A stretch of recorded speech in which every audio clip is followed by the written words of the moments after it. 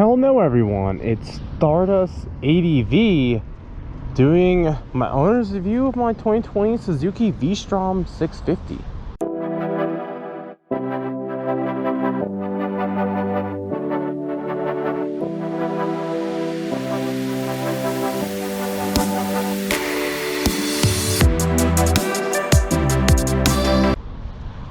So if you watch a previous video, you know this bike. I've already gone over some of its basics, but I'll go over a few again.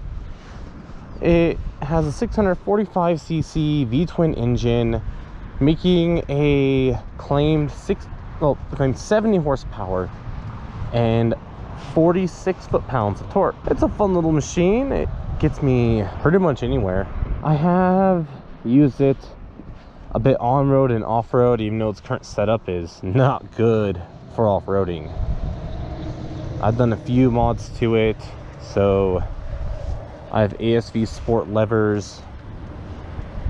I have a little tank bag here. We'll start by saying on the street it feels really good. It has no problem passing. In my Let's Ride video, I went a little over 90 to pass a few cars.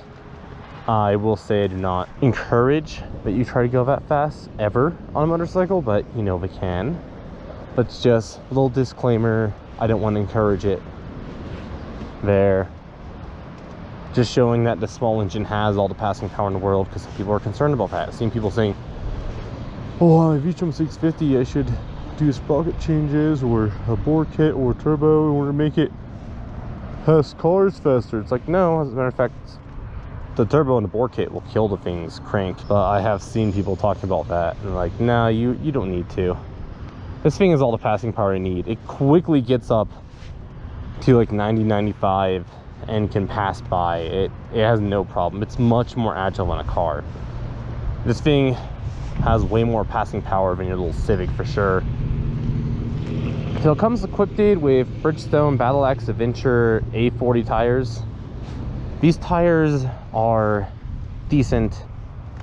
They're really good on the street. They're very smooth, but in the dirt, which is why I do a lot of this, even though it says they do good on a gravel road, I'd say they don't quite do as good on the gravel as I would like. That's why I'm swapping them soon. I'll do a video when I do that. But these tires are definitely fine. I mean, I have 3,000 miles and they're showing not that much wear, actually. Pretty minimal wear. Pretty large dual disc brakes up front. Called dual caliper there sets. That's all right. The whole thing, the stopping power is good enough. That's all I'll say. It's good enough. It's only a little 650. It doesn't need that much stopping power. It weighs about 470 pounds wet and ready to ride. My bag's probably added maybe 7-ish more pounds. They're not that heavy. They're pretty light. We have a spark arrestor on the exhaust. Oh yeah, the back brake. It's only a single disc in the rear. I have done some actual off-roading if it's out in Kingman, and that was fun, though it did slide around a bit, and I'm very glad if I didn't do anything too technical, because this is the base model. It doesn't have a skid plate, doesn't have crash bars. The XT model and the XT Adventure model will have all of that from the factory, but mine's just a base model. Windscreen is all right. I stand at about 5'10", my boots making more 5'11". And I find that the air, it keeps it off my chest and my chin, but like once you get over to where my visor on my helmet is, all the wind is hitting about there. So I have to kind of lean and tuck under in order to get the wind actually go over me. So I am planning on getting a taller windscreen. I believe, yeah, it's adjusted to its highest point. There's a lower position and then there's a higher position. See, I already have it on the highest point. The fender seems to catch a lot of mud if I'm doing a lot of riding in the mud, which yes, I've done. That's why it's so I mean, it's been raining a few times since the mud, so it's not as dirty as it was. The headlight I find it really bright. It illuminates a lot more than my car does. My old 2004 Runner, this illuminates way more than that. Riding wise, I have taken it on some long trips too. I've done 6-hour round trips, like 3 hours one day, 3 hours the other day, to go pretty much just to the edge of the state and back. So I've taken it all the way down from like Flagstaff to Lake Havasu City and back again. And I'll say it was nice.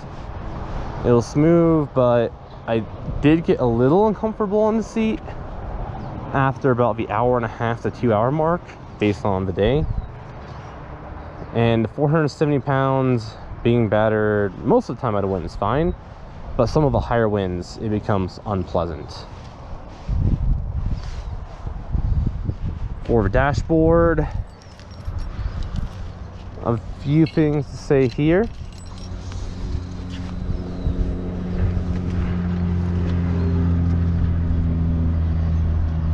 So right now it says I have 269 miles range. That's pretty good. I like being able to swap the modes, like we have the voltage for the battery, the live miles per gallon has to be moving for that to display anything.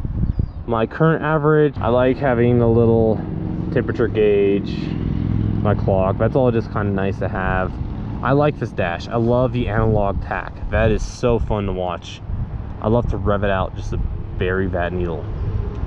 Gear position indicator, our speedo, trip 1, trip 2. Little control cluster over here is very simple. I can turn my traction control off 1 or 2. Fit and finish, it's all right. I see some wires down there. Other than that, it's all right. You can kind of tell there's like a lot of empty space around these fairings.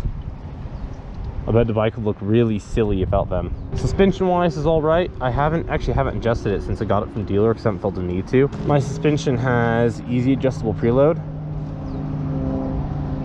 and I believe on the spring itself I can just rebound as well. This is just my owner review, and you've already seen me do a general review of this bike and ride it in the Let's Ride video. So if you want to see me ride it, check out Let's Ride video. But I have to say though, I do love this bike. I have no complaints, and I think I'll keep it for life. Just keep modifying it. Alright, quick little insert I'm adding here because I forgot to do recording the main video. But there's one complaint I have about the V-Strom. I cannot turn ABS off. One more random postscript for the review, because I didn't actually script the review. But another con, the ground clearance. Bike is a bit lower to the ground than other ADVs. I think it makes everybody easier to sit on. At the same time, it could be a drawback if you're planning on doing anything really technical off-road. So thank you for watching. Be sure to check out my Let's Ride video where I take this thing on the street. And stay tuned for reviews of the various, like my gear, some of my accessories on there, some of my mods, and Let's Ride videos of other motorcycles. I might even have a surprise soon. There's a chance of a second motorcycle joining my collection very soon. Stardust out.